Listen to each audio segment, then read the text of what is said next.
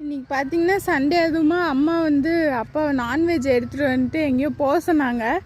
எங்கன்னு வந்து பார்த்துட்டு இருந்தா அப்பா வந்து காட்டில் இருக்கிறாங்க. வாங்க என்ன பண்ணுறாங்கன்னு போய் கேட்கலாம்.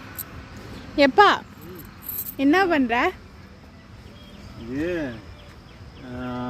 ஆட்டுக்கறி எடுத்துகிட்டு வந்து கொடுத்துட்டு அம்மா வந்து போய் கொத்தமல்லி தலை புதினா பிரியாணிக்கு பொரிச்சு வர சொல்லிச்சு.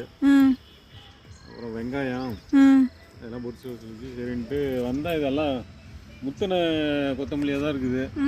சரி இலசா எங்கே இருக்குதுன்னு அப்படியே கொஞ்சம் தேடி பார்த்து கொஞ்சம் பொரிச்சு போகலாம். இதெல்லாம் வந்து இன்னும் 10 நாளில் அறுவடைக்கு வந்துடும். எல்லாம் முத்திடுச்சு, கொத்தமல்லியாக மாறிடுச்சு எல்லாம்.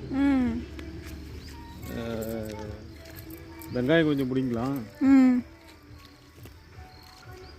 வெங்காயம் இன்னும் பூவே வைக்கலையே, அது கட்லி பிடுங்கலாம். ஒன்று 2 பூ வைக்குது, அவ்வளோதான் பிடுங்கலாம், ஒன்றும் பிரச்சனை இல்லை.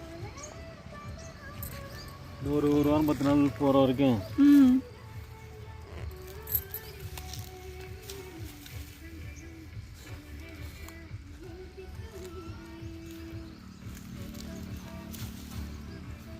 இன்னைக்கு குழம்புக்கு அவ்வளோதான். வேணுங்கிறப்ப அப்பப்போ பிடிக்கலாம்.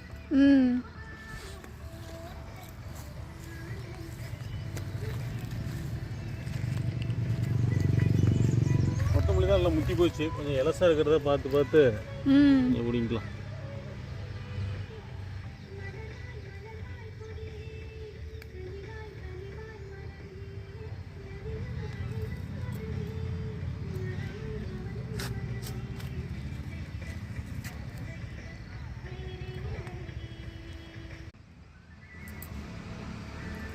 நெக்ஸ்ட்டு வேறு என்ன அம்மா பொரிச்சிட்டு வர சொல்லிச்சு? இது இது புதினா, அது கொஞ்சம் பொரிச்சிக்கலாம்.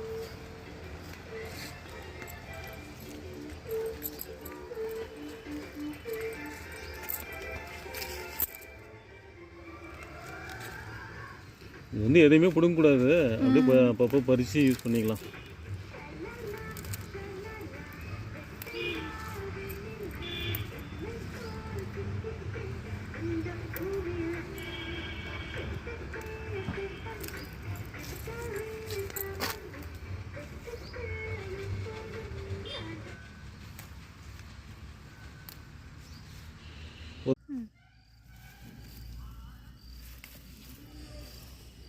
இந்த தக்காளி ஏன் நாட்டு தக்காளின்னு சொல்கிறாங்கன்னு சொல்லுப்பா.